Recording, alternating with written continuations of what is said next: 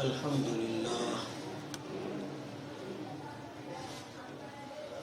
لله الذي هدانا بفضله العميم إلى الدين القويم، أرسل رسلا ذوي التكريم، خدمهم بالنبي الكريم صلى الله تعالى عليه وعلى آله وأصحابه ذوي المجد والتعظيم. أما بعد، فأعوذ بالله من الشيطان الرجيم. بسم الله الرحمن الرحيم. يا أيها الذين آمنوا اتقوا الله وكونوا مع الصادقين. آمنت بالله، صدق الله مولانا العظيم، وبلغنا رسوله النبي الكريم، ونحن على ذلك لمن الشاهدين والشاكرين، والحمد لله رب العالمين.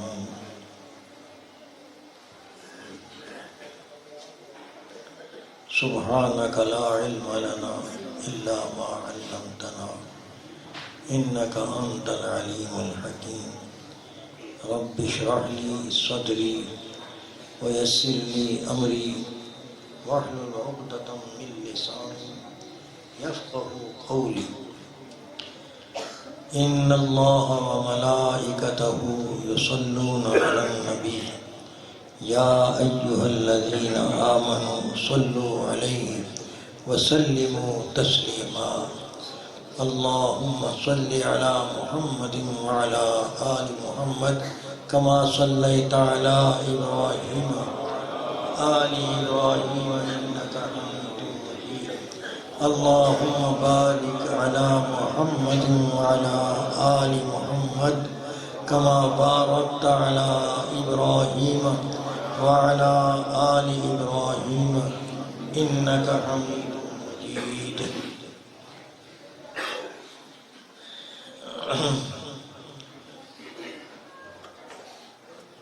مدرسہ ہادہ کے مدیر اور تمام عملہ اور میرے معزز علماء کرام، مشائخ الرحمن وعزیز طلباء، جمعی اہل ایمان بھائیوں اور بہنوں،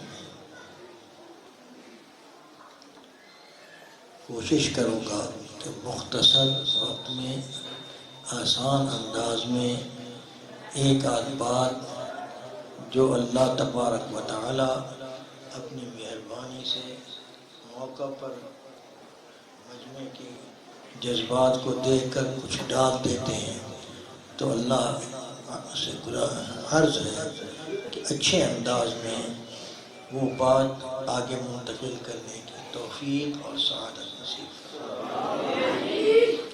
چھوٹی سی ایک آیت ہے بظاہر، یا ایھا الذین آمنوا اتقوا اللہ. گویا اللہ پاک ان لوگوں کو خطاب فرماتے ہیں جو ایمان میں داخل ہونے کا اعلان کر چکے ہیں. ان سے ایک حکم ان کو دیتے ہیں کہ اتقوا اللہ، اللہ سے ڈرتے رہو، اللہ سے ڈرو، اس کی ناراضگی سے ڈرو، اس کی نافرمانی سے بچو. یہ سارے معنی تقویٰ. اس کی نافرمانی سے بچو، اس کی پکڑ سے ڈرو. قیامت کے دن دنیا میں بڑے عذاب سے پہلے چھوٹے عذاب آنے سے رب کی نافرمانی کی وجہ سے ڈرو، کیونکہ جو بھی عذاب آیا ہے اللہ تعالیٰ کی اور اس کے رسول کی نافرمانی کے بعد آیا. اصل نافرمانی اللہ کی ہوتی ہے اور اللہ نبی بھیجتا ہے اور اس کے فرمان کو اپنا فرمان قرار دے کر اس کی تابعداری کو بھی اپنی تابعداری فرما فرماتے ہیں اور ان کی نافرمانی کو بھی اپنی نافرمانی کا اعلان فرماتے ہیں، جبکہ اللہ نے فرمایا من یطع الرسول فقد اطاع اللہ، جس نے رسول کی اطاعت کی اس نے اللہ کی اطاعت کی۔ ٹھیک ہے، تو ان کو حکم دیا ہے دو باتوں کا، اتقوا اللہ، اللہ سے ڈر۔ قرآن حکیم میں جہاں کہیں بھی تقوی کا ذکر آیا ہے تو اس کے ساتھ اس کے فوائد کے بے شمار فرمایا وَمَن يَتَّقِ اللَّهَ يُكَفِّرْ عَنْهُ سَيِّئَاتِهِ وَيُعْظِمْ لَهُ أَجْرًا، جو اللہ سے ڈرے گا اللہ اس سے اس کی برائیوں کو دور کر دے گا اور اس کے اجر کو بہت بڑھا دے گا۔ پھر فرمایا وَمَن يَتَّقِ اللَّهَ، جو مصیبت کے اندر پھنس جانے کے بعد اللہ کی نافرمانی سے ڈرتا ہوا اللہ کے آگے گڑ گڑایا، اللہ فرماتے ہیں وَمَن يَتَّقِ اللَّهَ يَجْعَلْ لَهُ مَخْرَجًا، جو اللہ سے ڈرے گا۔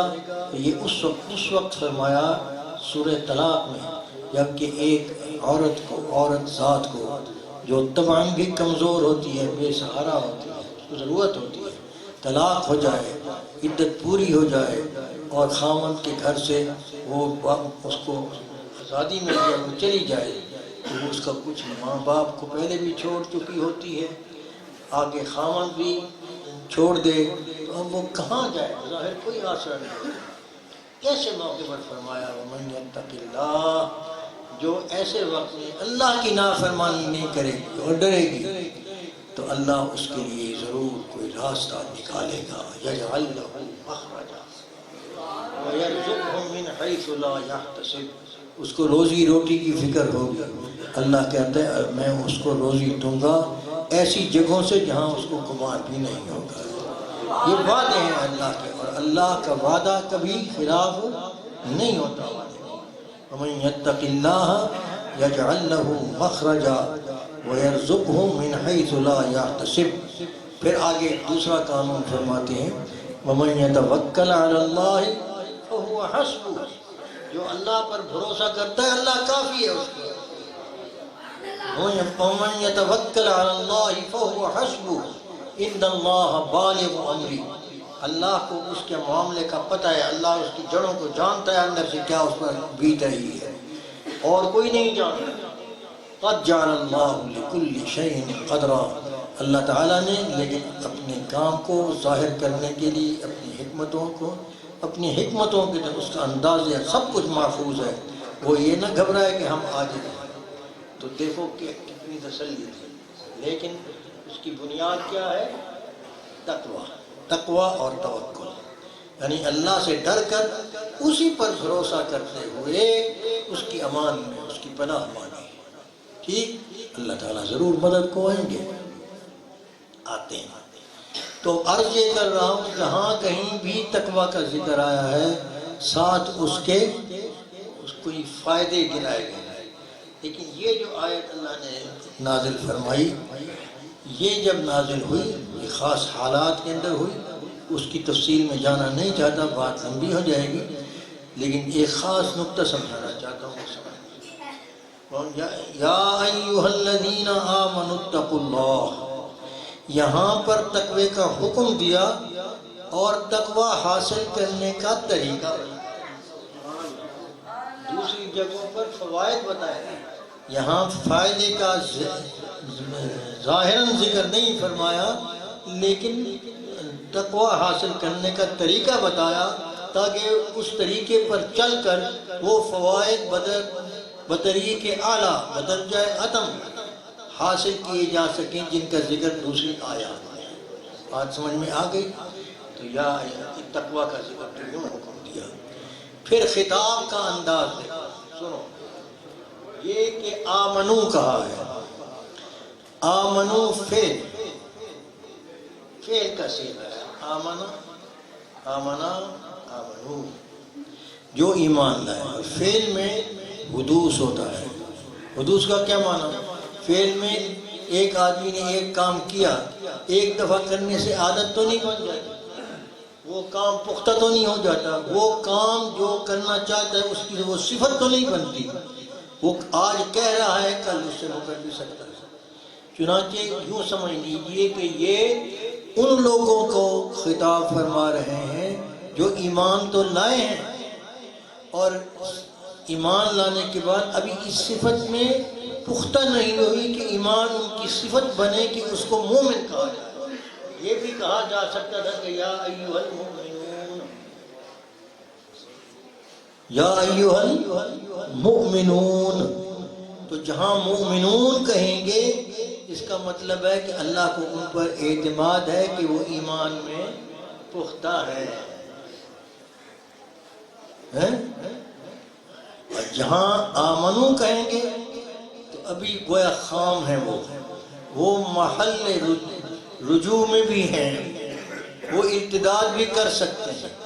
جیسے قرآن میں کیا پہلے فرمایا ہے دوسرے رکوع میں، اللہ تبارک و تعالی نے سورہ بقرہ کے پہلے رکوع میں فرمایا کہ یہ کتاب ہدایت ہے، اس کے من جانب اللہ، حق اور سچ اور محفوظ اور کتاب حق ہونے میں کوئی شک نہیں، اور یہ ہدایت ہے متقین کے لیے۔ متقین کون بندہ ہے؟ جن کے اندر یہ صفات، تو متقین کہا گیا۔ تو متقین جس میں یعنی خدا خوفی کا عنصر دل میں ہوتا ہے، اور ایمان اور اعمال صالحہ اس عنصر کو پختہ کر کے اس یتقون کو متقی بنا،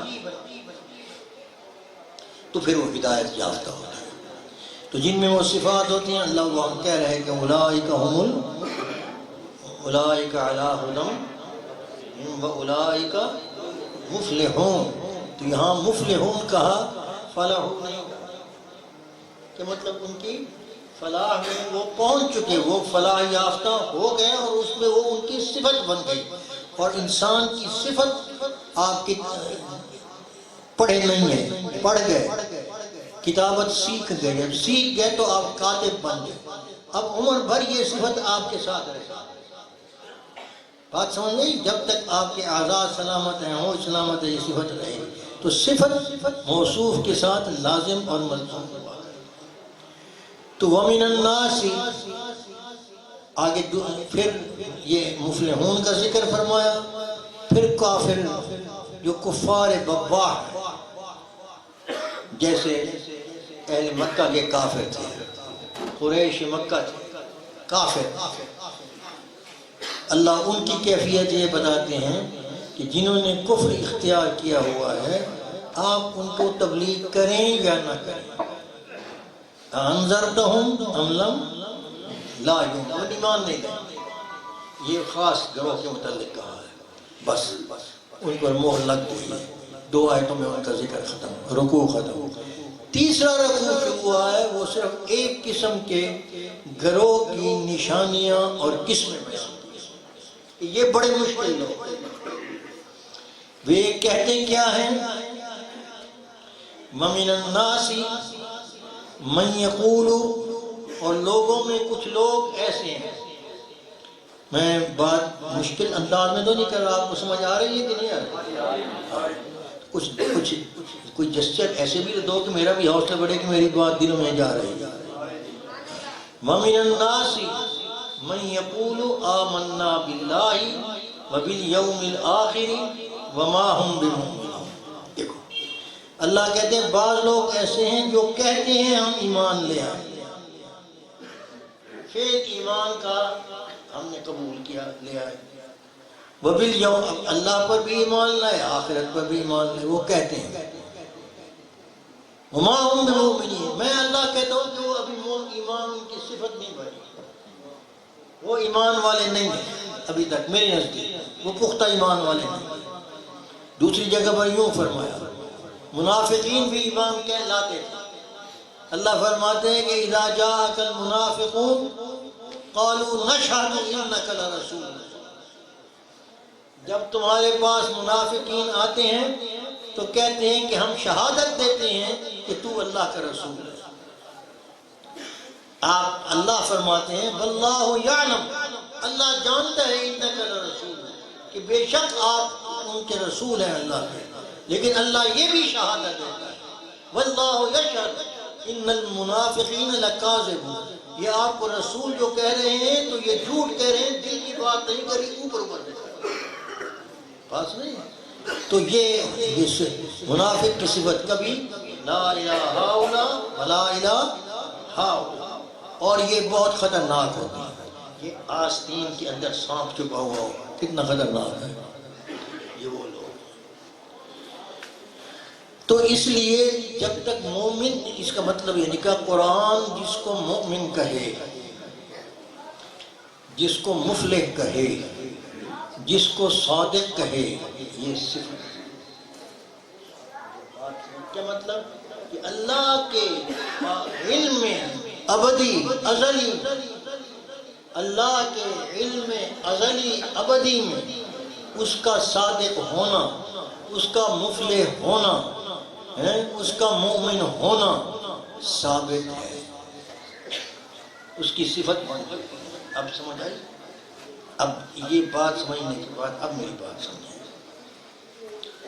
یا ایھا الذین آمنوا اتقوا اللہ، اے وہ لوگوں جو ابھی ایمان لائے تو ہو لیکن ابھی اس ایمان کو پختہ کرنا ہے، تو یہ بات اللہ سے نافرمانی سے ڈرتے ہوئے ایک عمل کرو کہ سچے لوگوں کے ساتھ ہو۔ کیا اپنا رنگ دکھاتی ہے؟ اب یہ اللہ حکم دے رہے ہیں کہ نہیں؟ معیت کے معنی کیا ہے؟ ساتھ رہو۔ کن کے؟ اب صادقین، صادقین، تو یہاں مع الذین صدقوا نہیں کہا،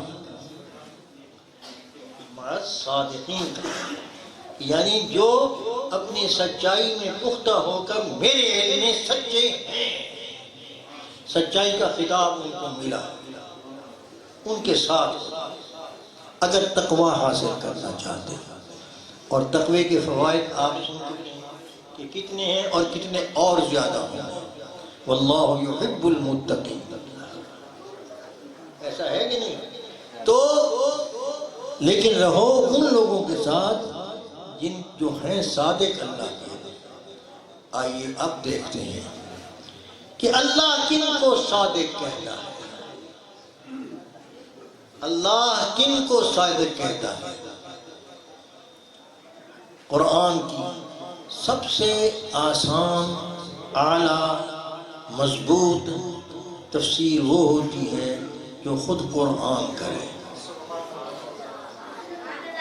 علماء کے نزدیک یہ اصول ہے، جو خود قرآن بولے تو قرآن دوسری جگہ یہ کہتا ہے اعوذ باللہ من الشیطان الرجیم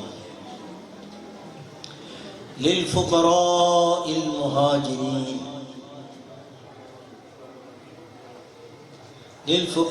المہاجرین الذین اخرجوا من دیارہم واموالہم یبتغون فضلا من اللہ ورضوانا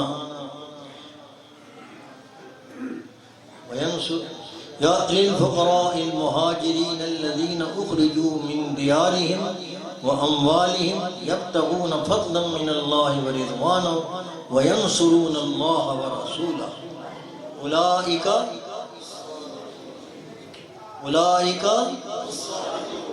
وہ کون ہیں؟ سچے صادق صفت ہے یا فعل ہے؟ صفت ہے، اسم فاعل کا صیغہ، وزن بھی فاعل ہے، جمع کا صیغہ، ٹھیک ہے، کہ وہ سچے ہیں۔ وہ کون ہے؟ اللہ نے متعین کر دیا کہ نہیں؟ یہ حکم ہو رہا ہے کہ یہ مال فے جو صلح کے ذریعے سے حاصل ہو، یہ اوقاف الہی ہے، اور اس میں سب لوگ شامل ہیں، وہ فقراء جو ہجرت کر کے آئے ہیں، مہاجرین ہیں، اور وہ لوگ جو انصار ہیں، اور جو بعد میں آئیں گے جو کسی کی ملکیت نہیں، اسی کی بنا پر رسول اللہ صلی اللہ علیہ وسلم کی ملکیت اور میراث کو صدیق اکبر نے فے کا حکم دیتے ہوئے فرمایا تھا کہ نبی صلی اللہ علیہ وسلم نے اپنی ترکہ کے بارے میں یہ فرمایا ہے کہ انبیاء کا ترکہ مال اور دینار اور درہم نہیں ہوا کرتا، ان کی وراثت علم ہوتی ہے۔ جہاں بھی نبوی قرآن میں انبیاء کی وراثت کا ذکر آیا ہے، زکریا علیہ السلام نے وارث طلب کیا تو وہاں علم دیا، علم آیا۔ وَلَقَدْ آتَيْنَا دَاوُودَ وَسُلَيْمَانَ عِلْمًا وَوَرِثَ سُلَيْمَانَ دَاوُودَ وَقَالَ يَا أَيُّهَا النَّاسُ عُلِّمْنَا مَنطِقَ الطَّيْرِ، یہ علم ہوتا ہے ایسے کہ ان اللہ یبشرک بِیحییٰ مصدقا بکلمات من اللہ وسیدا وحصورا ونبیا من الصالحین۔ نبوت ایک علم ہے جو اللہ تعالیٰ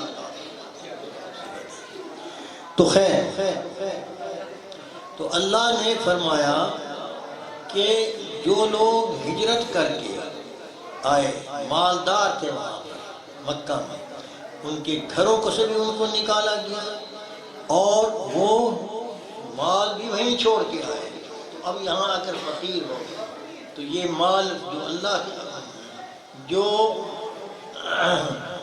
وقف الہی ہے، اوقاف الہی ہیں، ان میں فقراء مہاجرین کا حصہ ہے۔ کیوں؟ کہ وہ صادق ہیں۔ یہ قرآن کہہ رہا ہے نا، اب بلاؤ کہ گویا اللہ کے نزدیک صادق کون ہے؟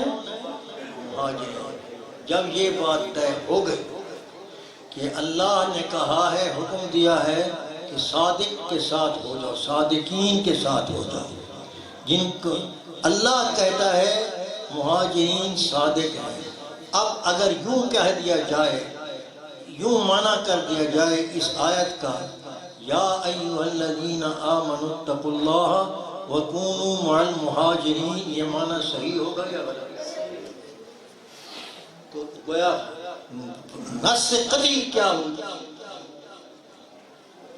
نص قطعی کیا ہوگا کہ مہاجرین سچے ہیں اللہ کے علم میں، اور ان کی صحبت تقویٰ دلائے گی لوگوں کو۔ اس کا انکار کیا ہوگا؟ نہیں پتا تو نہیں پتا، اگر پتہ لگ جائے تو کیا ہوگا؟ کفر۔ اور یہ معنی کس نے کیا ہے؟ یہ معنی سیدنا صدیق اکبر نے بتایا ہے، جس سے عمر بھی ناواقف تھے، ان کا خیال نہیں کیا، علی بھی ناواقف تھے، اس وقت سب کھڑے تھے خاموش۔ ہوا کیا؟ سقیفہ بنو ساعدہ میں جو ہی حضور صلی اللہ علیہ وسلم کے وصال کی اندوہناک خبر باہر نکلی، انصار تک پہنچی، انہوں نے ایک میٹنگ، کیونکہ جب کوئی بڑا، سب قبیلے کا بڑا، خاندان کا بڑا چلا جاتا ہے تو اس کا جانشین کون بنے گا؟ سب سے پہلا مرحلہ یہ ہوتا ہے خاندانوں میں۔ ملکوں میں یہ ہوتا ہے کہ اب اس کا امیر کون ہوگا، فوج میں ہوتا ہے کہ اب اس کا سپہ سالار کون ہوگا، کمانڈر کون ہوگا۔ یہ سب مسئلوں سے پہلے مسئلہ ہوتا ہے، اور یہ دنیا کے چاہے اہل ایمان ہوں چاہے اہل کفر اس مسئلے میں متفق ہیں کہ جب بادشاہ فوت ہو جائے، چلا جائے، تو سب سے پہلا کام یہ ہوتا ہے کہ جو ہی بادشاہ کے وفات کی خبر نشر کی جائے، قومی ادارے وہ خبر نشر کریں، ساتھ ہی اس کے جانشین کیا ان کے انگریزوں کے ہاں یہ دستور ہے کہ جب بادشاہ فوت ہوتا ہے تو اعلان ہوتا ہے the king is dead، the king is dead، بادشاہ مر گیا۔ لیکن دوسرا جملہ یہ ہوتا ہے long live the king، وہ تو گیا، اب جو دوسرا ہے اس کے لیے دعا کرو کہ اللہ اس کی عمر لمبی کرے۔ تو مطلب فوری تقرر ہوتا ہے۔ اب پہلی بات یہی ہوئی، انصار کو جب یہ پتہ چلا کہ حضور وصال فرما گئے، ان کو اپنا استحقاق ہمارا کیا بنے گا؟ یہ تو مہاجر آئے تھے قسم کرسی کے عالم میں، ہم نے انہیں پناہ دی، ہم نے اپنے مال، اپنی بیویاں، اپنا سب کچھ نصف و نصف کے ان پر احسان کیا، یہ گھر بار والے بن گئے، امیر ہو گئے۔ اب حضور چلے گئے، حضور نے سکونت یہاں اختیار کی، اب وہ تشریف لے گئے ہیں، کہیں ہمارے حقوق سلب نہ ہو تو ہو نہ ہو کیا ہمارا حق نہیں بنتا؟ یہ ان کے چند بڑوں نے یہ فیصلہ کیا کہ یہ خلافت ہمارا حق ہونا چاہیے۔ یہ خبر مدینہ میں ان مہاجرین تک پہنچی، حضرت عمر کو پہنچی، حضرت ابو عبیدہ کو پہنچی اور حضرت ابو بکر کو پہنچی۔ ابھی تک باقی جو اہل بیت تھے وہ تجہیز اور تدفین میں مصروف تھے، اور ضروری تھا، یہ ان کا حق تھا اور ان کو کرنا چاہیے تھا، یہ ضروری امر تھا۔ ادھر جب یہ خبر بھول گئی کہ ثقیفہ بنو ساعدہ میں سیدنا جو انصار ہیں یہ وہاں اکٹھے ہو گئے اور یہ استحقاق جتا رہے ہیں خلافت کا، جبکہ حضور نے مہاجرین کا حق بتایا تھا کہ الائمۃ من قریش، الائمۃ من قریش، کہ امام قریش میں سے ہو، ان کی صفت ہے، ان میں لیڈرشپ کی کوالٹیز ہوتی ہیں، یہ بہادر ہوتے ہیں۔ تو ان کو فکر لگی، انہوں نے چپکے سے چلے گئے کہ اس فتنے کو ختم کریں، دیکھو کیا حقیقت بھی ہے خبر یا نہیں۔ اب حضرت عمر یہ روایات سناتے ہیں، فرماتے ہیں کہ جب ہم گئے تو میرے دل میں آیا یہ تو بہت بڑا فتنہ ہوگا، یہ تو گڑبڑ ہو جائے گا۔ تو میں سوچنے لگا کہ بیان میں کروں، مجھے اپنے علم پر، اپنی قوت پر، اپنے اعتماد، خود اعتمادی پر، جرت پر ان کو ناز تھا، حق گوئی پر، اپنی دلیری پر۔ تو میں بولوں گا اور ابو بکر کو نہیں بولنے دوں گا، کیونکہ یہ رقیق القلب ہے، یہ نرم دل ہے، ان کی باتوں میں آ کر ان کے بات میں آ نہ جائیں اور ان کا مطالبہ مان نہ لیں، کام خراب ہو جائے گا۔ یہ میں سوچتا جا رہا تھا، اور سار تقریر کا عنوان اور بیٹھے ملتان ہوتے ہیں، حکم ہوتا ہے کہ آپ پہنچو، چلتے ہیں سارا سفر، کوئی بات اچھی نہیں لگتی، بھائی کیا کہیں گے جا کر، کچھ تو کہیں۔ بات سمجھ گئے؟ یہ فطری یہ بات ہے۔ ہم پہنچے وہاں، جب ہم وہاں پہنچے تو جوش و خروش دیدنی تھا، قابل دید تھا، بڑھ چڑھ کر ایک سے ایک بول رہا تھا کہ ہمارا حق ہے، ہمارا حق ہے، ہمارا حق ہے، ہم لے کے رہیں گے، دیکھ رہیں گے۔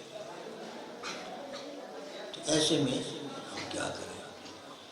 تو تکلم کے لیے، بات کرنے کے لیے صدیق اکبر سے پہلے میں کھڑا ہوں، میں کچھ بات کرتا ہوں، تو ابو بکر نے میرا ہاتھ پکڑا اور مجھے جھٹکا دیا،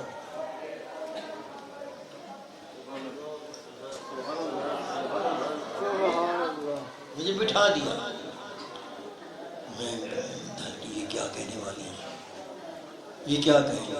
حالانکہ ابھی اس سے پہلے صدیق اکبر کی خفیہ خوابیدہ صلاحیتوں کا وہ ایک منظر دیکھ چکے تھے، تجربہ کر چکے تھے، جب بڑے اپنے اوپر ناز کرنے والے خطاب کے بیٹے تلوار ننگی ہاتھ میں لے کر کہہ رہے ہیں مسجد نبوی میں کھڑے ہوئے کہ جو کہے گا حضور صلی اللہ علیہ وسلم وفات پا گئے، میں اس کی گردن اڑا دوں گا۔ حضور وفات نہیں پا گئے، کہیں تشریف لے گئے ہیں اور ابھی آئیں گے واپس، تو ان لوگوں کو قتل کریں گے جنہوں نے جو کہہ رہے ہیں کہ حضور وصال فرما گئے. یہ حضرت عمر گویا غیر عقل صحیح اور عقل ہونے کا ثبوت نہیں دے رہے تھے. حضرت علی رضی اللہ تعالی عنہ کبھی بے چین ہو کر ادھر جاتے کبھی ادھر ہوتے آتے، سمجھ نہیں آتی تھی میں کیا کروں. حضرت عثمان رضی اللہ تعالی عنہ بالکل سکوت سے بیٹھے تھے کہ اب جینے کا فائدہ کیا ہوا ہے، وہ حضور ہی چلے گئے تو اب کیا کریں. خالی وہ ذہن تھا ہر شخص، اتنا شوق لگا. اور یہ کیوں نہ ہوتا؟ دنیا اس بات پر متفق ہے، میری بات سمجھو، دنیا اس بات پر متفق ہے کہ جو صدمہ صحابہ کو حضور کی رحلت سے ہوا، اس سے پہلے نہ اتنا صدمہ کسی جماعت کو اپنے لیڈر کے جانے سے ہوا نہ ہوگا. بات کیوں؟ کہ جو محبت صحابہ کو اپنے نبی سے تھی، کسی نبی کی امت کو اپنے نبی سے وہ محبت اور وہ وارفتگی اور جان ساری نہیں تھی. شان صحابہ، جب یہ منظر سامنے آیا تو صدیق اکبر اس وقت تشریف نہیں لائے تھے. آپ وہ حوالی میں مکان لیا تھا، وہاں منتقل ہو گئے تھے. بڑی عمر میں ایک شادی کی تھی تو وہاں پر گئے تھے. واپس خبر پہنچی، آئے تو یہ منظر دیکھا. کچھ نہیں کہا، اندر تشریف لے گئے. حضور صلی اللہ علیہ وسلم کو دیکھا، چادر ڈلی ہوئی تھی. چادر کو کھولا، دیکھ کر حضور کے چہرے انور کو دیکھا، بوسہ دیا، پیار کیا اور کہا جو کل نفس ذائقۃ الموت، یہ جو حقیقت تھی وہ آپ نے چکھ لی. اب اس کے بعد کوئی موت نہیں ہے، اب ہمیشہ ہمیشہ اللہ کے پاس آ جائے. یہ تصدیق کر کے کپڑا واپس دیا، باہر آیا. اس وقت کسی کو جرأت نہیں تھی عمر کو بٹھانے کی. صدیق اکبر نے حضرت عمر کو بٹھایا، کہا بیٹھ جاؤ، اور خطبہ دینا شروع کیا اور سنا اور فرمایا،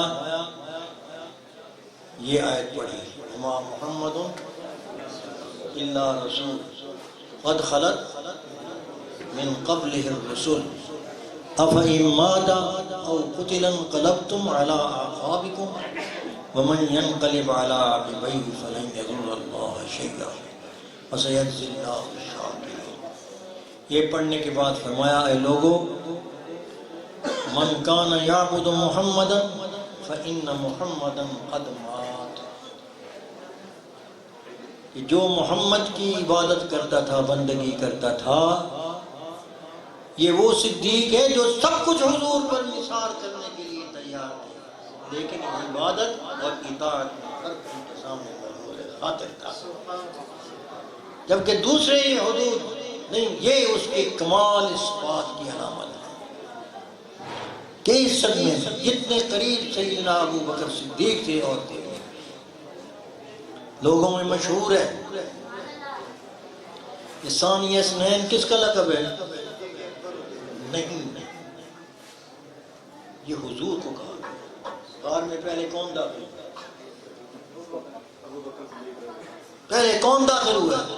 ادب کیا تھا؟ ادب کا تقاضا کیا تھا؟ پہلے حضور جائے یا پہلے وہ جائے؟ تاکہ صفائی کرے، خادم پہلے جائے. تو اللہ وہ بیان کر رہے ہیں کیا آیت اذ اخرجہ الذی، اذ اخرجہ کی ضمیر کس طرف ہے؟ اذ اخرجہ کی ضمیر کس طرف ہے؟ اذ اخرجہ الذین کفروا، آگے ثانیت، یعنی یہ بدل کس کا ہے؟ تو ثانی کس کو کہہ رہے ہیں؟ اذ اخرجہ الذین کفروا ثانیت نہیں، اذ ہما فی الغار، گویا یہ غار کی بات ہے۔ غار میں پہلے داخل ہونے والے کون ہیں؟ اب اصلاح کر ثانی اثنین میری سمجھ میں دعویٰ نہیں کر رہا ہوں، لیکن سمجھے گا، اور یہ منطقی بات ہے۔ اگر غار ہی میں آپ پہلے ہیں تو پھر ثانی دوسرے حضور ہی ہیں، تو اس میں کوئی بے ادبی نہیں، ادب کا تقاضا ہے، اور قرآن حقیقت بتاتا ہے، خلاف حقیقت کبھی نہیں۔ اور دیکھیے قرآن کی حقانیت دیکھیے، اصحاب کہف کتنے عرصہ وہاں رہے؟ جب یہ بحث آئی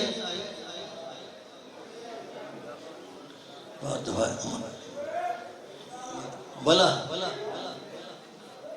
ہاں وَلَبِثُوا کتنی مدت رہے؟ وَلَبِثُوا فِي كَهْفِهِمْ 300 سنین وَازْدَادُوا 9۔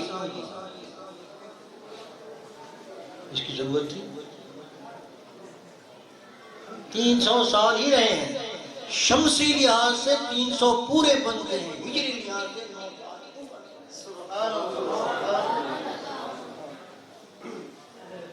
اور قرآن حقیقت بیان ہے۔ وَازْدَادُوا سِنِينَ 9 سنین۔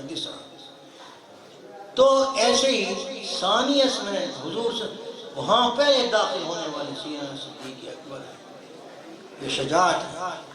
تو خیر وہاں پر بھی آپ نے جب یہ خطاب کیا تو حضرت فاروق اعظم ارشاد فرماتے ہیں کہ یہ صدیق کی کرامت تھی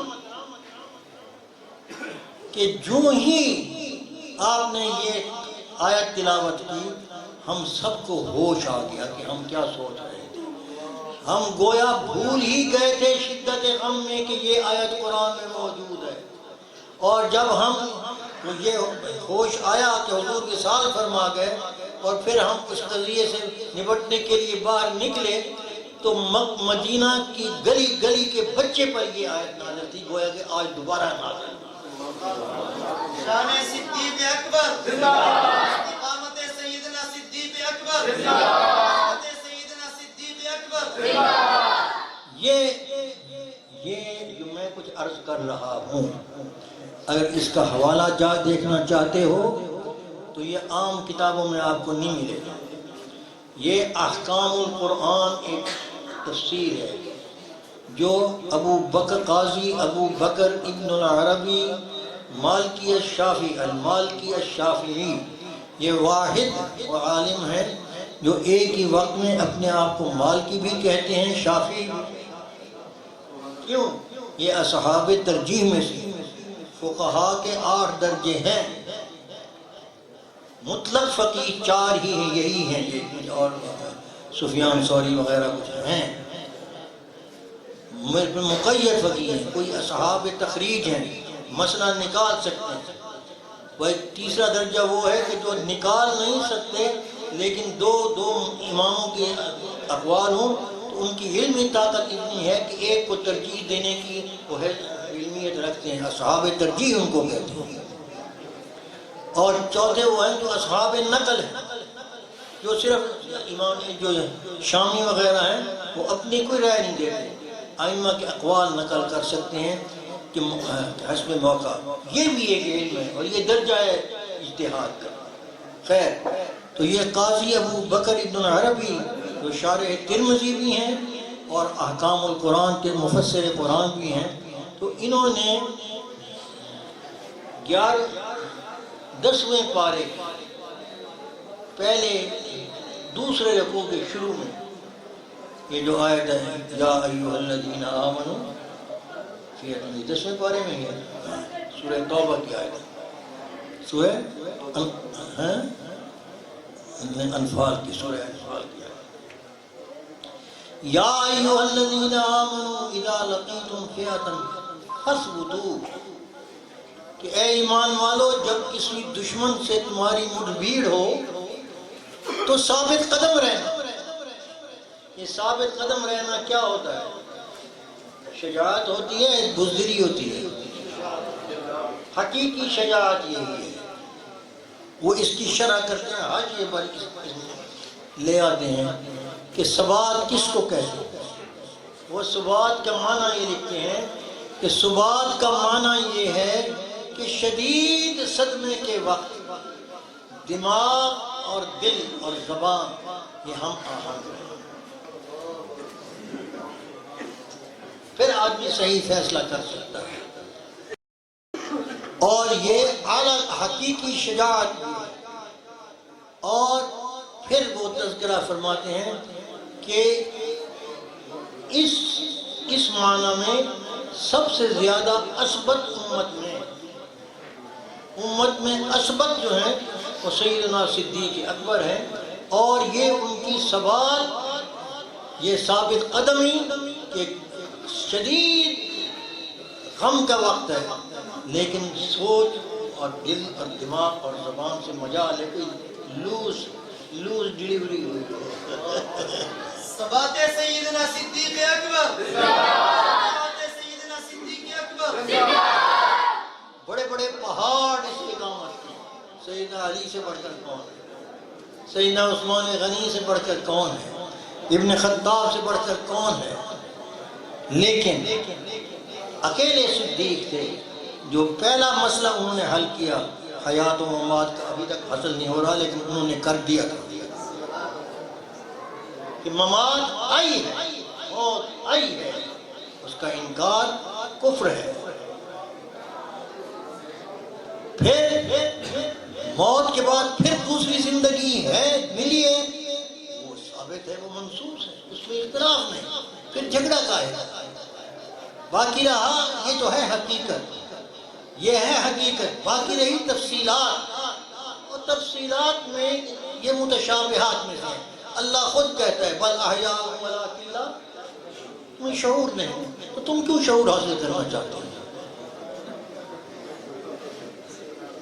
سوال ہوگا، یہ قبر میں سوال ہوگا نہیں۔ یہ کہو کہ اس دنیا میں ہیں نہیں، لیکن جس دنیا میں ہیں، جہاں حیات ہے وہاں کے احکام اور ہے، یہاں کے احکام اور۔ آج بالکل ویسی زندگی ہے نہیں، اس لیے کہ اگر آج قبر مبارک کھلے اور کوئی زیارت کرے صحابی ہو جائے گا؟ کیوں نہیں؟ حیات تو ہے، پھر زیادہ وہ اس دنیا میں، جس دنیا میں صحابیت کا کے احکام لاگو ہوتے ہیں اس دنیا میں نہیں ہے۔ سیدھی بات، خواب میں کوئی حضور کی زیارت کرے، حضور فرماتے ہیں کہ میری ہی زیارت، وہ زیارت اگر حقیقی حضور ہی کی زیارت ہے تو صحابی ہو جائے گا۔ کیوں؟ خواب میں ہے، جاتے میں نہیں، خواب کے احکام اور ادھر کے احکام اور، سمجھو۔ اور اس بات میں الجھو نہیں۔ ہاں اجمالی عقیدہ یہ ہے، میں کھلے عام عرض کر رہا ہوں کہ اللہ نے ان کو حیات دی ہے برزخ میں، وہ 1000 گنا زیادہ طاقتور پاکیزہ ہے، نفسانیت سے پاک ہے، لیکن کیسی ہے ہمیں نہیں پتا۔ ہاں جو کیفیات جو حضور صلی اللہ علیہ وسلم نے بتلا دی ہیں، سلام کا جواب دینا، احساس کا ہونا، معذب منعم ہونا اور معذب منعم ہونے کا احساس ہونا، یہ سب باتیں ہم ایمان لائیں، ہمیں کوئی چڑ ہے؟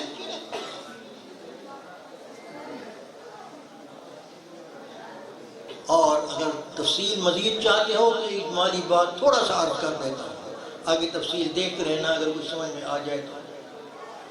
حضرت خواجہ محمد معصوم رحمۃ اللہ تعالیٰ علیہ کسی جگہ پر لکھا ہے، مجھے اپنے مکتوبات میں، کون سا مکتوب ہے یہ میں اس نظر سے میں نے نہیں پڑھا لیکن ہے صحیح، مل جائے گا آپ لوگوں کہ یہ اس دنیا کی زندگی 2 چیزوں سے مرکب ہے، حس اور حرکت۔ زندگی نام کس چیز کا ہے؟ جب بیمار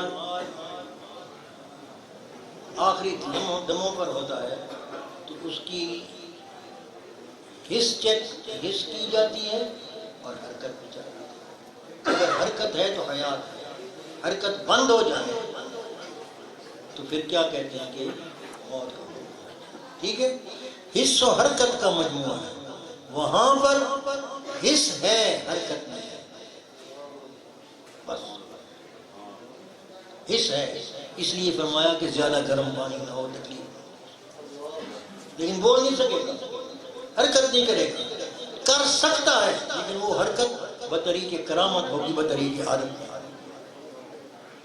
تو یہ اللہ قادر، یہ بھی بحث کی چیز ہے۔ یہ مسئلہ بھی صدیق اکبر نے حل کیا اور جرأت کے ساتھ کیا، اور کسی نے اختلاف نہیں کیا۔ یہ پہلا سوال کا موقع 6 مواقع ہیں۔ دوسرا موقع یہ حضرت عمر رضی اللہ تعالیٰ عنہ کہتے ہیں وہاں پر صدیق اکبر کھڑے ہوئے اور کھڑے ہوئی کہ خطاب کیا، اے گروہ انصار، عربی میں یہ تقریر نقل ہے وہاں پر، اے گروہ انصار، سمان اللہ تبارک و تعالی فی کلامہ المجید، اللہ نے ہمارا لقب، ہمارا نام رکھا ہے قرآن مجید میں صادقین۔ ہے سقال، جہاں اللہ نے کہا، پھر آپ نے یہ آیت پڑھا ہے، للفقراء المہاجرین الذین اخرجوا من دیارہم یبتغون فضلا من اللہ ورضوانا وینصرون اللہ ورسولہ اولئک هم الصادقون۔ ہمیں اللہ نے صادقون کا خطاب دیا ہے قرآن مجید میں، اور تمہیں اللہ نے مفلحون کا خطاب دیا۔ اگلی آیت کیا ہے؟ والذین تبوؤوا الدار والایمان من قبلهم یحبون من هاجر الیہم ولا یجدون فی صدورهم حاجة مما اوتوا ویؤثرون علی انفسهم ولو کان بهم خصاصة ومن یوق شح نفسه۔ یہ کس کو کہا جا رہا ہے؟ اب میں جو بات کرنا چاہتا تھا، میرا موضوع اس وقت یہی تھا، باقی آگے نہیں بولوں۔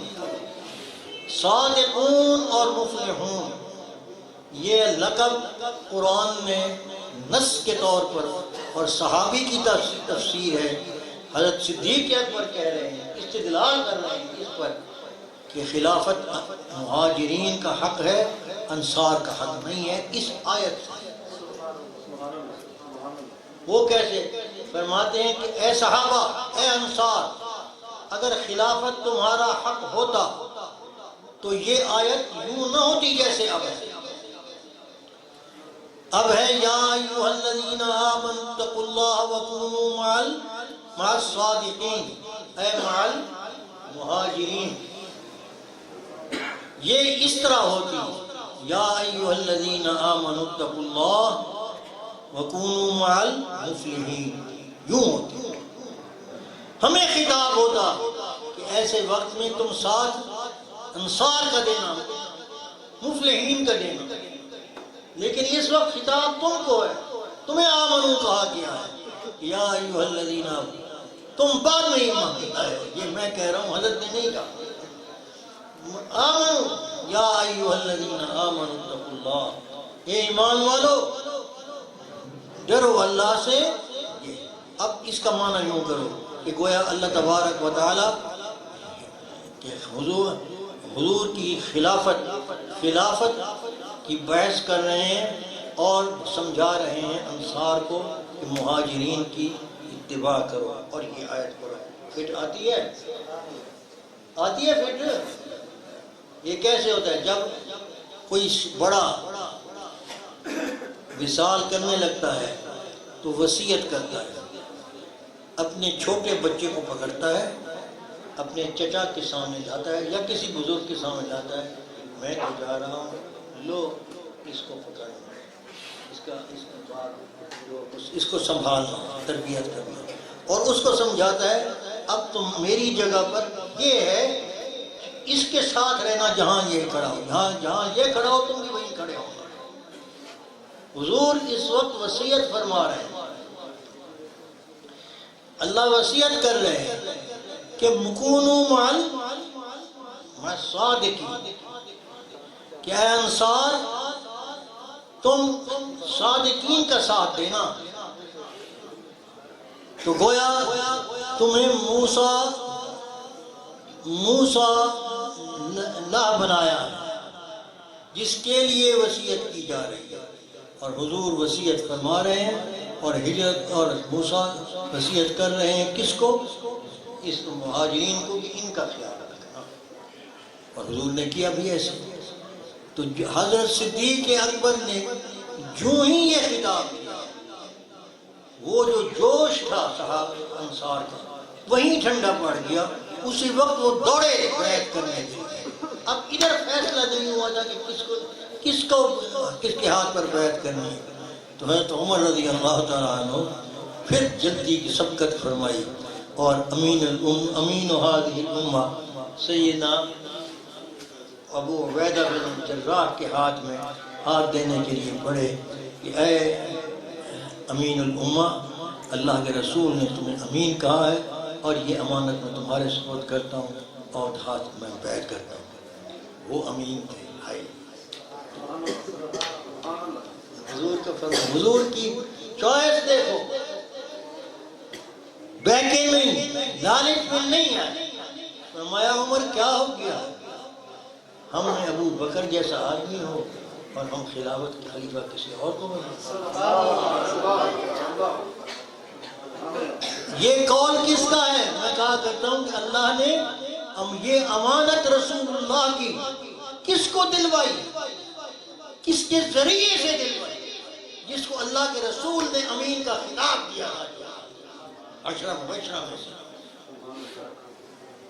امین حالی۔ تو فرماتے ہیں انہوں نے فوراً صدیق اکبر کا ہاتھ پکڑا، دونوں نے پکڑا اور بیعت ہو گئے، اور سارے انصار نے بیعت کی سوا ایک کے۔ وہ بعد میں وہ تشریف لے گئے تھے لیکن انہوں نے کوئی مزاحمت نہیں کی۔ خیر، یہ قضیہ تھا۔ میں پھر عرض کر رہا ہوں، اب اس آیت کا معنی سمجھ میں آیا آپ کو؟ یا ایھا الذین آمنوا اتقوا اللہ کونوا مع الصادقین۔ صادقین سے مراد کون ہے؟ مہاجرین، اور مہاجرین کی اصل صادقین کہنا، صادق ہونا ان کی صفت ہے، ان کا فعل نہیں، ان کی صفت ہے، اور صفت موصوف کے ساتھ ہمیشہ رہتی ہے، جدا نہیں ہوتی۔ جدا ہوگی یا نہ ہوگی یہ فیصلہ کون کر رہا ہے؟ صادق ان کو کون کہہ رہا ہے؟ اللہ، جس کے لیے ماضی، مستقبل اور حال سب برابر ہے۔ اللہ کا علم مرکب نہیں کہ آج تھوڑا ہے کل زیادہ ہو جائے گا، اس وقت پتہ نہیں تھا بعد میں کہہ گئے، نہیں۔ اللہ کا علم واجب الوجود کی ذات صفت ذاتیہ ہے، صفت ثبوتیہ ہے۔ 8 صفت ثبوتیہ ہیں، صفات ثبوتیہ واجب الوجود میں ہونا ہر وقت ہر حال میں لازم ہے۔ حیات کا ہونا لازم ہے کہ نہیں؟ اور علم کا ہونا یعنی کسی وقت بھی جہل نہیں، اور تیسری چیز ارادہ کا ہونا لازم، قدرت کا ہونا، سمع کا ہونا، بصر کا ہونا، کلام کا ہونا، اور صفت تخلیق کی قدرت کا ہونا۔ یہ 8 صفات، ان میں سے ایک ہے۔ اللہ کا علم ازلی ہے، ابدی ہے۔ وہ کہہ رہے ہیں کہ یہ صادق ہے اور وہ مفلح ہے۔ ایک مسئلہ تو یہ سمجھ آیا، اور دوسرا سمجھ یہ آیا کہ تقویٰ حاصل ہوتا ہے سچے لوگوں کی صحبت میں۔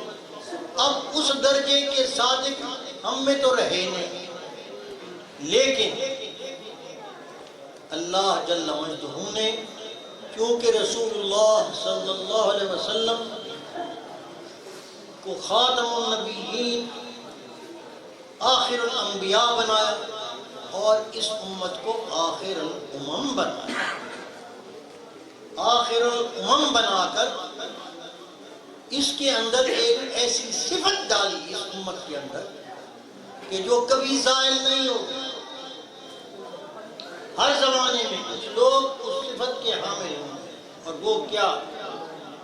وہ نبوت کے علم اور عمل کے عامل، محافظ اور حامل رہیں گے.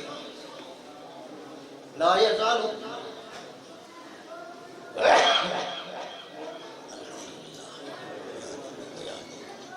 لا یزال طائفۃ من امتی یأمرون بالمعروف وینہون عن المنکر. قرآن باقی رہے گی، باقی ہے. سنت باقی رہے گی. ترکت فیکم امرین، کتاب اللہ و سنت، ما تمسکتم بہما لن تضلوا ابدا. اور الحمدللہ وہ جماعت اب بھی ہے، رہی ہے، رہے گی. ہاں یہ اور بات ہے، کبھی کمزور، کبھی طاقت، کبھی ظاہر، کبھی آخر. یہ حالات آیا کرتے ہیں. فصل جب زمین کے اندر ہو تو دہقان جو ہوتا ہے وہ کیا کہتا ہے کہ فصل ہے یا نہیں؟ نظر نہیں آتی، نظر نہیں آتی، لیکن ہے صحیح. ایسے ہی یہ فی الحال شاید یہ جماعت نظر نہیں آتی. میں نے استادوں سے پوچھا حضرت کس کا مصداق ہم کیا انگلی اٹھا سکتے ہیں کہ فلاں ہے جماعت؟ فرمایا افراد پر تو ہم نظر اٹھا سکتے ہیں، ابھی جماعت کی شکل نہیں. لیکن ایسے افراد موجود ہیں، اگر آج وہ اکٹھے ہو جائیں اور ان کو قیادت صحیح مل جائے تو وہ جماعت ہے اور سب سے طاقتور ہے.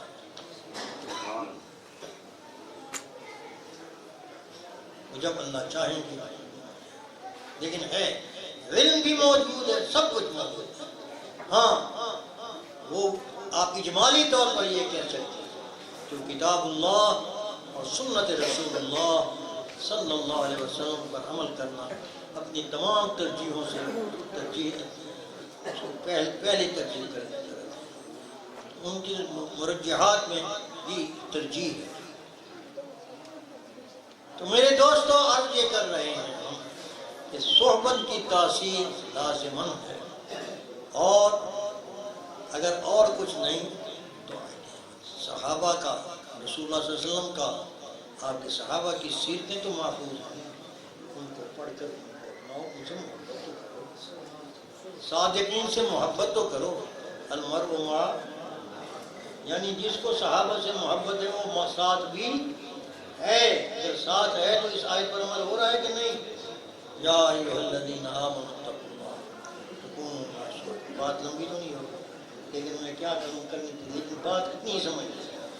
اب میں اب آپ کو اپنی بات بتاتا ہوں کہ جب حضرت صدیق اکبر نے یہ بات کہی، یہ تقریر کی اور کتنا ختم ہو گیا. یہ دوسرا عمر حضرت عمر رضی اللہ تعالیٰ عنہ فرمانے لگے میں حیران ہو گیا کہ صدیق اکبر کا نظر قرآن کے اندر اتنی گہری ہے، اتنی گہری ہے. میرے وہم و گمان میں بھی نہیں تھا کہ یہ بات کریں گے. اور عجیب بات یہ ہے کہ مورخین نے بھی اس کا ذکر نہیں کیا اس واقعے کا. میں نے کبھی نہیں پڑھا، البتہ انہوں نے کیا، اور وہ بھی غیر مضان میں. یعنی جگہ موقع اس واقعے کی وہ کہنے کی نہیں تھی، لیکن اتفاقاً آگے سوال کا معنی سمجھانا چاہتے تھے. یہ سمجھا کر آگے وہ ایک تبصرہ کرتے ہیں چھوٹا سا کہہ دوں. فرماتے ہیں کہ اس معنی کے لحاظ سے، ثبات کے اس معنی کے لحاظ کے کہ شدید مسائل کے وقت انسان کا دل، دماغ، زبان اپنا ساتھ دے اور لڑکھڑائے نہیں. صدیق اکبر رضی اللہ تعالی عنہ، صدیق اکبر رضی اللہ تعالی عنہ اسبق الامہ، اعدل الامہ، اشجع الامہ، اعلم الامہ، احکم الامہ. یہ صفات بنے، شاید کوئی ایک اور بھی ہو وہ گنوائی ہے، لیکن 6 مواقع گنے کہ جس پر آپ کے سوا اور کسی کو شرح صدر نہ تھا. اور اگر وہ اس وقت وہ اس پر اڑتے نہیں، سوال نہ کرتے تو آج تاریخ اسلام کی وہ نہ ہوتی جو ہے. اگر حضرت عمر کا وہ موقف مان لیتے کہ حضور فوت نہیں ہوا تھا، امت کا کیا بنتا؟ اگر انصار خلافت کا دعویٰ کرتے اور دلائل مہاجرین کے پاس ہوتے تو کیا پتہ جھگڑا ہوتا۔ اسے تیسرا اگر یوصیکم اللہ کا وہ معنی جس میں اس کو مطلق عامہ قرار دے کر وہ حضور کا مال یا مقبوضہ وہ دے دیا جاتا سیدہ فاطمہ الزہرا رضی اللہ عنہا کو، تو یہ مسئلہ علم نبوت میں دین احمد میں سے نہ بننا رہتا کہ انبیاء کی جو ملکیت ہوتی ہے وہ درہم و دینار کی نہیں ہوتی، وہ علم ہوتا ہے وارث، جو عالم علماء ان کے وارث ہوتے ہیں۔ یہ مسئلہ اوجھل ہو جاتا، اور علم الفرائض کے مسائل کو آدھا نصف العلم کہا گیا کہ نہیں؟ تو یہ آگے چلیں، پھر اسامہ کے لشکر کو نہ بھیجا جاتا، مرعوبیت ہو جاتی، پھر مانعین زکوٰۃ سے جہاد نہ کیا جاتا، دین کی اکائی ٹوٹ جاتی۔ کس بات کی ہم پھر مسلمہ کا تعاقب نہ کیا جاتا، اور اتنی بڑی قربانی، بعض 300 بعض 400 600-700 حفاظ حضور کے شاگرد شہید کروائے اور مسئلہ ختم کیا، اور امت کو آج تک اس مسئلے کے اندر دشواری پیش نہیں ہے اور کسی کا اختلاف نہیں، اور جنہوں نے دعوے کیے بھی ہیں ان کی انفرادی اپج تھی، بے وقوفانہ حرکت ہے جس کو ہر کوئی جانتا ہے، دلائل ان کے پاس نہیں۔ یہ تو عالمی سامراج ہے جو ان کا ساتھ دے رہے ہیں اور وہ چل رہے ہیں، لیکن وہ بھی لنگڑے، اب ان کے اندر ہمت نہیں رہے، ادھر قیادت کوئی نہیں جو ان کو سنبھالے، وگرنہ کام کب کا وہی ہو چکا ہوتا جو ہوتا۔ کیا کریں، بے بسی ہے۔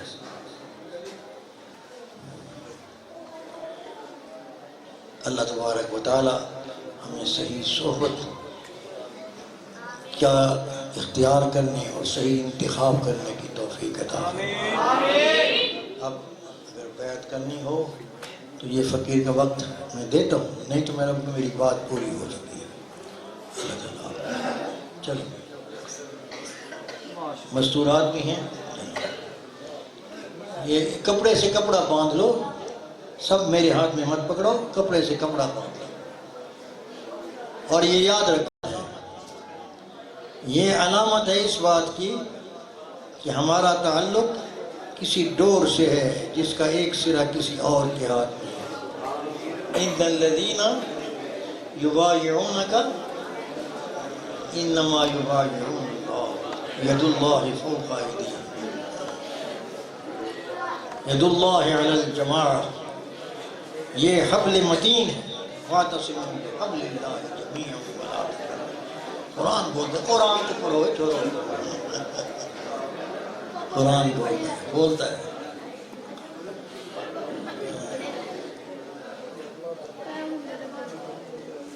مسئلہ سمجھ گیا؟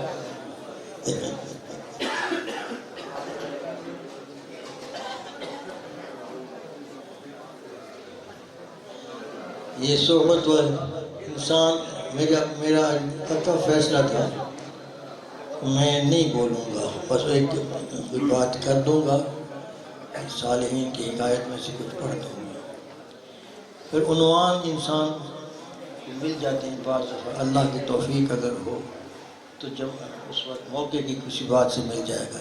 انہوں نے یہ نظم پڑھی کہ صحبت اللہ والوں کی، تو اللہ والا وہ تو ہو جس کو حضور کہیں کہ اللہ کہے کہ یہ سچے ہیں، صادق ہیں، صحابہ کے دامن سے چمٹے رہو۔ صحابہ کو معلوم تھی یہ بات، حضرت عمر صحابہ کو خطاب فرمایا کرتے تھے، فرماتے تھے اے گروہ صحابہ، تمہارے قائد رسول اللہ صلی اللہ علیہ وسلم تھے، تمہارے قائد کیا تھے اور تم لوگوں کے قائد ہو گئے، اس لیے خبردار ایسی حرکت کو نہ کرنا جو پچھلے والوں کے لیے خرابی کا باعث بنے۔ عالموں سے سنا سفر میں حضرت عمر تشریف لے جا رہے تھے. حضرت عمر تشریف لے جا رہے تھے، ساتھ عمر بن عاص بھی تھے ساتھ تھے. تو آپ کو غسل کی حاجت ہوئی، آپ نے غسل کیا، دوسرا جوڑا ساتھ کو اسی جوڑے کو، اس چادر کو دھو کر گیلی چادر کے ساتھ صبح کی نماز پڑھائی. حضرت عمر بن عاص نے عرض کیا کہ حضرت میرے پاس دوسری چادر تھی، اگر آپ کہتے تو میں آپ کو دے دیتا. لیکن مجھے پتہ تھا لیکن میں نے عمدن ایسے نہیں کیا. کیوں؟ کہ ہمارے پاس غریب لوگ بھی آئیں گے جن کے پاس ایک جوڑے سے زیادہ نہیں ہوں گے، تو ان کو گیلی چادر سے نماز پڑھنے کا یہ جواز کا مسئلہ تو پتہ چلا. صحابہ کی شان کیا کہتے ہیں.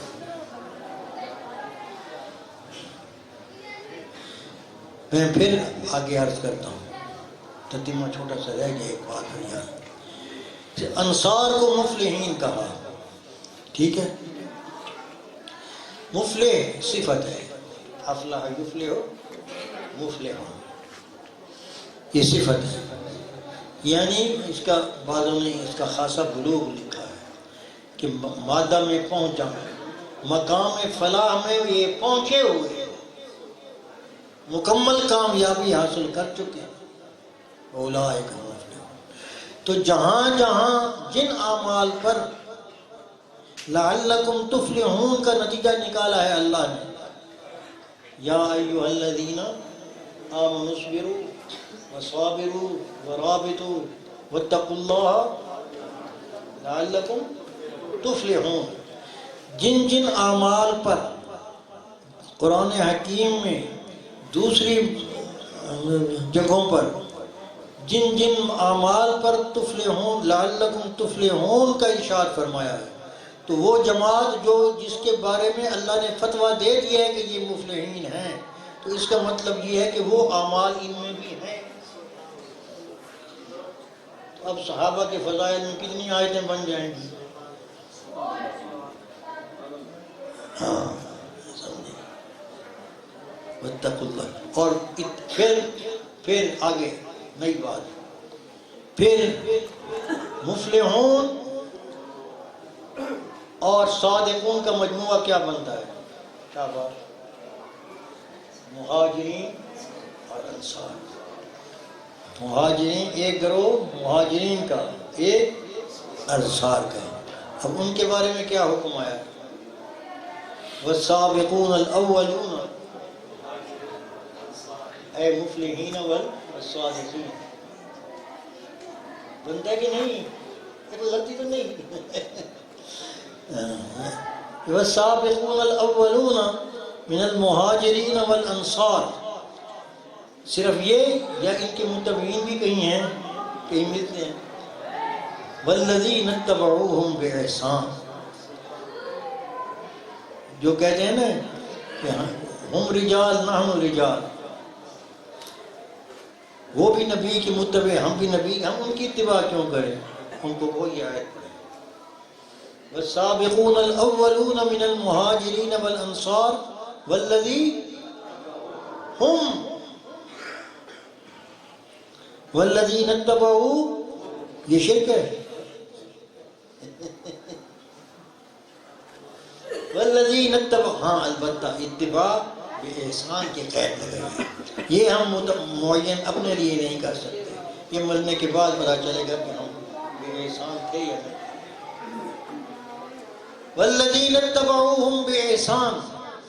اللہ نے مہاجرین اور انصار اور ان کے ان متبعین کو جنہوں نے اچھی طریقے سے، خوبصورت طریقے سے ان کی اتباع کی ہو، ایک حکم دیا ہے، ایک نتیجہ نکالا، ایک انعام دیا ہے. کیا؟ رضی اللہ عنہم.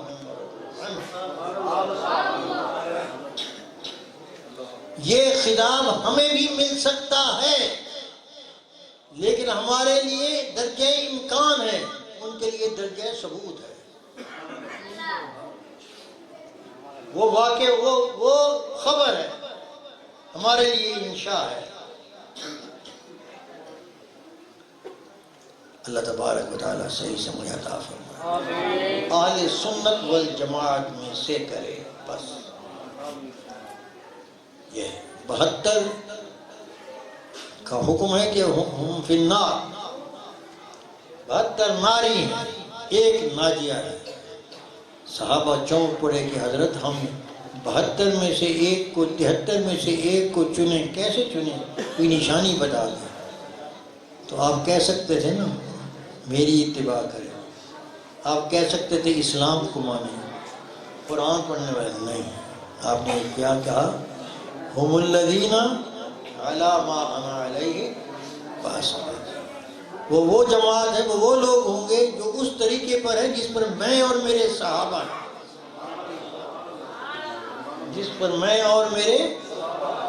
ومن یشاقق الرسول من بعد ما تبین له الهدى ویتبع غیر سبیل المؤمنین نولہ ما تولى ونصلہ جہنم۔ یہ وعید سبیل المؤمنین کو چھوڑنے پر اللہ نے دی ہے، اور سبیل المؤمنین کن کے لیے ہے؟ یہ صحابہ کا راستہ ہے۔ والذین جاہدوا فینا سبلنا، یہ وعدہ کن کے لیے؟ سب سے پہلے صحابہ کے لیے، اور وہ ثابت ہو چکا کیونکہ وہ اللہ کے پاس چلے گئے، ایمان سلامت لے گئے۔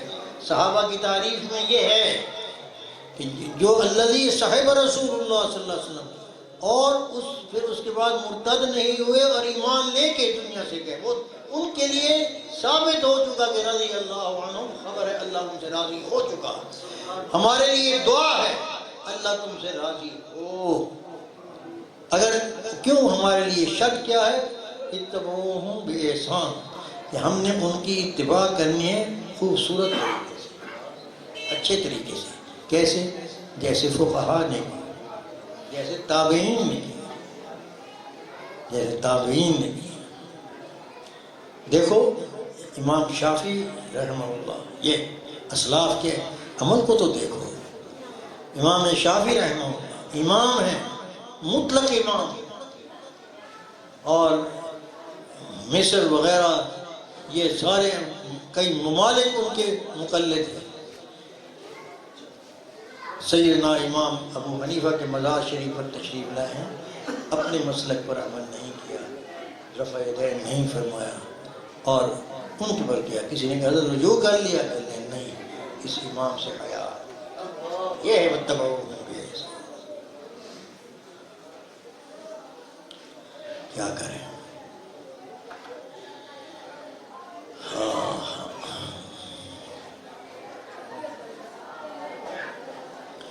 آہ کو چاہیے عمر ایک اثر ہو،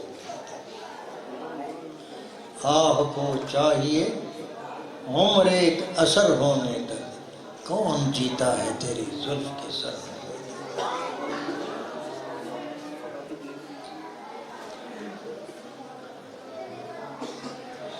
موج دریا میں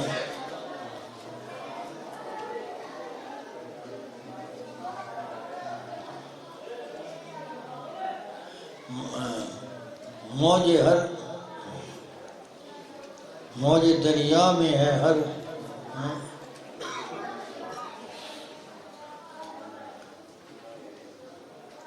موج ہر دریا میں ہے حلقہ صدقہ میں نہاں۔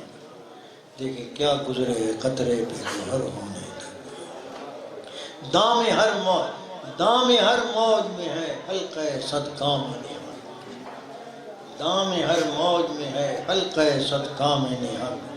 کون دیکھیں کیا گزرے ہے قطرے پہ گوہر ہونے تک۔ قطرہ آسمان سے اترتا ہے تو سیب کا منہ اس میں جاتا ہے، لیکن جانے سے پہلے ہر موج جو آتی ہے اس میں سو مگر مچھوں کے منہ جیسے جال کے ہلکے ہوتے ہیں، اس طرح کھلے ہوئے اس کو ہڑپ کر، ان سب سے بچ کر کسی سیب کے منہ میں چلا جائے تو پھر کو مراحل گزرے تو وہ موتی پڑے تو میں خطبہ پڑھتا ہوں، اس کو سنیں اور اس کے بعد توبہ کلمات میں دہراتا ہوں، لیکن پہلے سن لیں کہ بیعت کی حقیقت کیا ہے۔ بیعت کے معنی ہے سودا، یہ منڈی کی اصطلاح ہے، لینا دینا، بیع، ٹھیک ہے۔ اس میں چیز ہوتی ہے جو بکتی ہے، جس کی بولی لگتی ہے اور اس کی قیمت لگتی ہے۔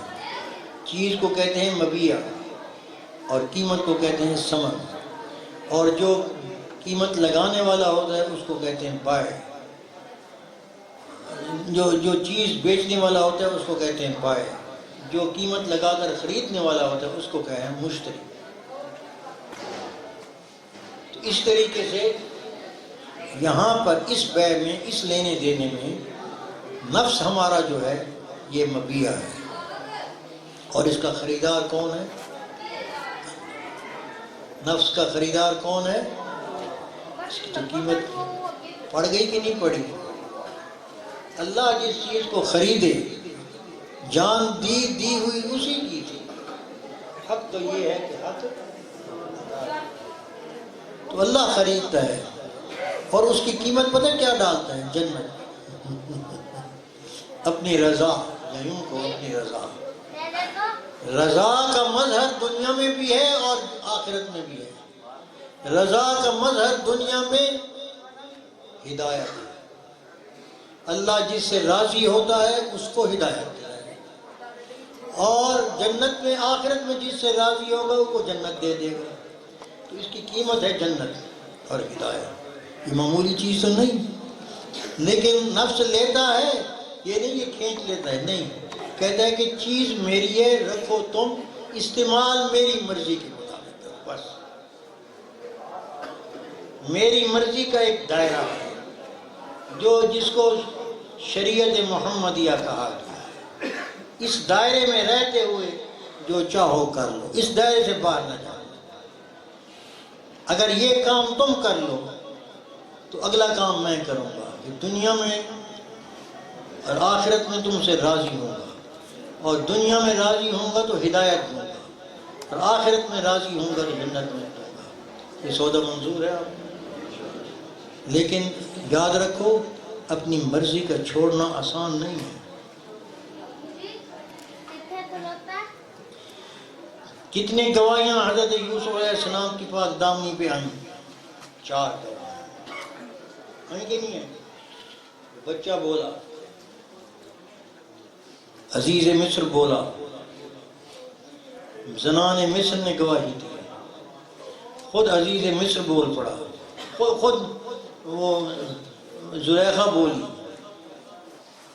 کہ ان کا کوئی قصور نہیں، میں ہی ہوتی تھی۔ اس پر حضرت یوسف کیا کہتے ہیں؟ کون یوسف؟ جن کی ایک ایسی خاصیت ہے جو کسی دوسرے نبی میں نہیں ہے، ایسی فضیلت ہے۔ وہ کیا؟ ایک تو اللہ نے حسن عطا فرمایا ہے، بہت زیادہ حسن ملی، اور دوسرا ایک آپ پشتینی نبی ہیں، آپ نبی ہیں، یوسف نبی اللہ بن یعقوب نبی اللہ بن اسحاق نبی اللہ بن ابراہیم خلیل، 4 انبیاء اور سارے معصوم۔ نبی کون ہوتا ہے؟ گناہ سے پاک ہوتا ہے، گناہ ان کے نزدیک نہیں بھٹکتا۔ 4 پشتیں نبوی، خود نبی، حسین، گواہیاں پاک دامنی کی آ چکی ہیں، تو اگر آپ اپنے بارے میں کیا ارشاد کرتے ہیں؟ وما ابرئ نفسی، میں اپنے نفس کی برات کی ذمہ داری نہیں لیتا۔ ان النفس لامارۃ بالسوء، نفس انسانی جو ہے وہ پیغمبروں کے ساتھ بھی ہے، وہ برائی کا حکم کرتا ہے، لیکن جس پر اللہ کی رحمت ہو، جو پیغمبروں پر ہوئی ہے، تو ان کو گناہوں سے پاک رکھا گیا ہے۔ کیوں؟ یہ اس لیے کہ منصب نبوت کا تقاضا ان کی معصومیت کا ہونا، وگرنہ بشر کا تقاضا، بشریت کا تقاضا گناہ کا سرزد ہونا ہے۔ اسی لیے تو انسان کو پیدا کیا اور معجون مرکب بنایا کہ صلاحیت نیکی کی بھی ہو، صلاحیت گناہ کی بھی ہو، اور برائی بھی نفس انسانی میں القاء شدہ ہے۔ فَأَلْهَمَهَا، برائی الہام ہوئی ہے کہ نہیں ہوئی؟ من جانب اللہ ہے۔ بچے کو گالی سکھاتے کوئی تکلیف دیر لگتی ہے؟ فَأَلْهَمَهَا فُجُورَهَا وَتَقْوَاهَا قَدْ أَفْلَحَ مَن زَكَّاهَا۔ برائی اچھائی دونوں ہیں، لیکن امتحان صرف یہ ہے کہ برائی کو دبانا ہے، نیکی کو ابھارنا، گوڈی چوکی کرنی۔ ساڑھیوں میں سمجھ لو جٹا کی صاحب نال کہ زمین ہے، اندے وچ پانی بھی لگ گئے، بیج بھی سٹ رہے نیکی دا، لیکن نال جڑی بوٹیاں بھی اگڑ آنے۔ ہن جڑی بوٹیاں نو ختم کرو اور جو مقصود ہے بھی انہوں باقی رکھو۔ کی کرنا پہلے ہے؟ محنت کرنی پہنی ہے۔ وہ انسان چوکی کرتا ہے کہ نہیں کرتا؟ کتنے اوکھا ہوتا ہے؟ انہوں مقصد کیا ہوتا ہے کہ بری جو فصل کو نقصان دینے والی جو بوٹی ہے، جو غیر مقصود ہے، اس کو نکالو تاکہ اس کا نقصان اس تک نہ پہنچے۔ انسان کا ایمان محفوظ رکھنے کے لیے ہمیں اپنے نفس کی گوڈی چوکی کرنی پڑتی ہے۔ اور وہ کون کرے گا؟ وہ کرے گا اللہ جس کو صلاحت دے گا، مزکی کو۔ پیغمبر مزکی ہیں اور پیغمبر کے جانشینوں میں یہ صفت آئی ہے۔ اب سمجھ میں آئی بات؟ تو اس لیے صرف نفس پر محنت کرنی ہے کہ گناہ کا تقاضا اس میں ہو تو رد کرو، مت مانو، اور نیکی کے آخرت کا نظر یہ رکھتے ہوئے نیکی کی طرف ہو۔ یہ چیز اگر صحبت صالح سے دور رہو گے تو مشکل ہو، نزدیک رہو گے تو آسان۔ اب جتنی دیر یہاں بیٹھے ہو گناہ کا خیال آیا ہے، سچی بات بتاؤ کیوں؟ ماحول جب اس ماحول کے عادی ہو جائیں گے۔ اسی لیے ہمارے پرانے بزرگوں کی جو تعلیم چلی آ رہی ہے صدیوں سے، اس میں مسجد کو تعلیم گاہ بناتے تھے۔ جو بچہ پڑھنا تھا پہلے مسجد میں بھیج دیتے تھے۔ کیوں؟ مسجد کے ماحول میں رہے گا، نماز اذان سنے گا، اذان پڑھے گا، نماز پڑھے گا، نماز آ جائے گی، آتے آ جائیں گی۔ اچھا تو ٹھیک ہے، شیطان وہاں بھی پہنچتے، کبھی کبھی غلطی بھی ہو جایا کرے گی، مار زد و کوب بھی ہوا کرے گی، لیکن اصلاح ہوتی چلی جائے۔ ہوا اب جب سے سکول اور کالج آئے تو اکبر آبادی بول پڑا۔ کیا بولا؟ ہوا ان کا گزر کب عالم میں اللہ، پلے کالج کے چکر میں مرے صاحب کے دفتر میں۔ کیا کہیں ہم احباب، کیا کارے نمایاں کر گئے، بیے ہوئے، نوکر ہوئے، پینشن ملی، پھر مر گئے۔ تعلیمی ماحول اپناؤ، صالحین کی صحبت میں آؤ، پاکیزہ متقی استادوں کے شاگرد بنو۔ اللہ تعالیٰ ہمیں توفیق عطا فرمائے۔ تو یہ فقیر توبہ کی نیت سے بیٹھو، یہ فقیر خطبہ پڑھے گا، اس کو سنو، اور اس کے بعد توبہ کے کلمات میں کلو میرے ساتھ کرو۔ مستورات بھی ہلکی آواز میں دہرائیں، پہلے خطبہ سنیں، اور پھر جو یہ فقیر عرض کرے، مرد ذرا اونچی آواز سے کہیں گے، آپ دھیمی آواز میں کہیں، لیکن کہیں ضرور اتنی آواز میں کہ اپنا کہا ہوا خود سن لیں۔ الحمدللہ الحمدللہ نحمدہ ونستعینہ ونستغفرہ ونؤمن بہ ونتوکل علیہ ونعوذ باللہ من شرور انفسنا ومن سیئات اعمالنا من یهده اللہ فلا مضل له ومن یضللہ فلا ہادی له ونشهد ان لا الہ الا اللہ وحدہ لا شریک له ونشهد ان سیدنا ومولانا محمدا عبدہ ورسولہ صلی اللہ تعالی علیہ وعلا آلہ واصحابہ اجمعین، اما بعد۔ اب جو کچھ یہ فقیر پڑھے پڑھ کر خاموش ہو، آپ انہی کلمات کو اتنی آواز میں سن کر اس عاجز کے ساتھ ساتھ پڑھتے رہیں۔ اعوذ باللہ من الشیطان الرجیم، بسم اللہ الرحمن الرحیم، آمنت باللہ وملائکتہ وکتبہ ورسلہ والیوم الآخر والقدر خیرہ وشرہ من اللہ تعالی والبعث بعد الموت آمنت باللہ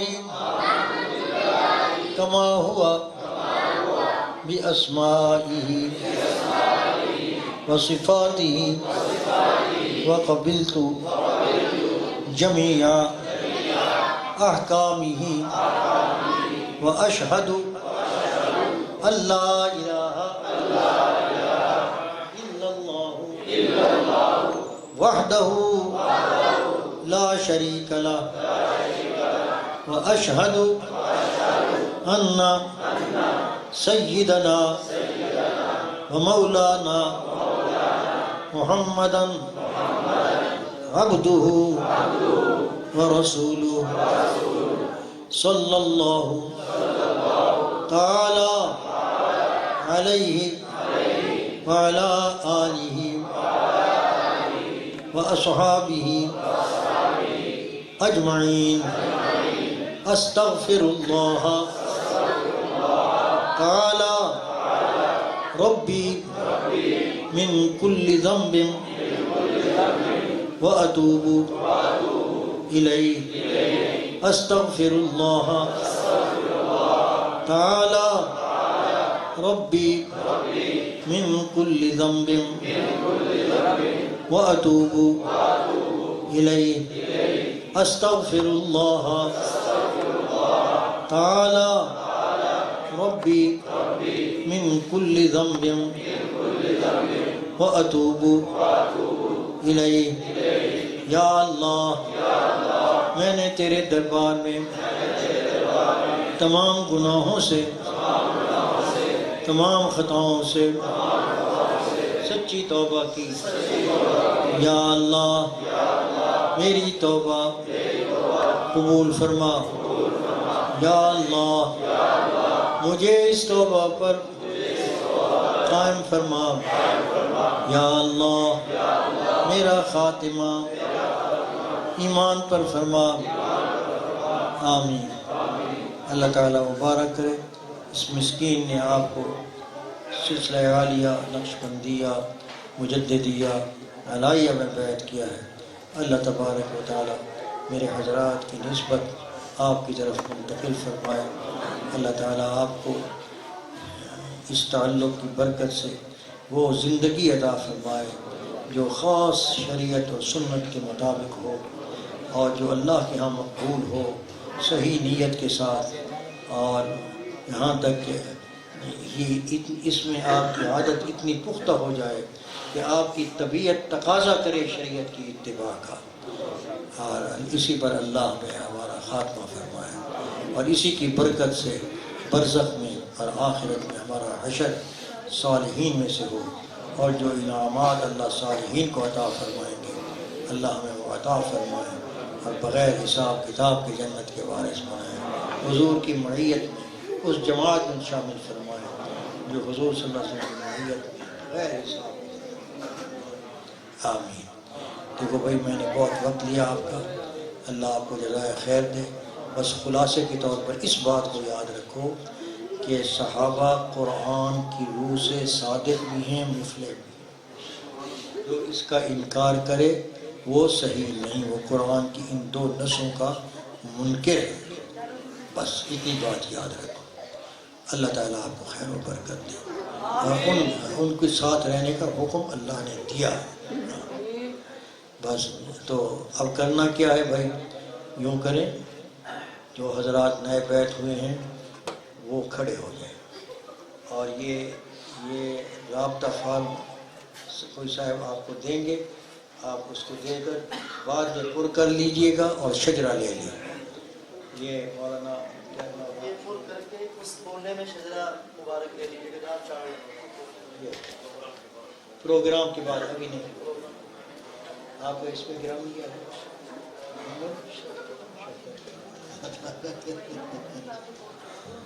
میں نام بھول جاتا ہوں، مجھے بیماری ہے یہ، میں کیا کروں، میں اچھی طرح جانتا ہوں لیکن نام بھول جاتا ہوں۔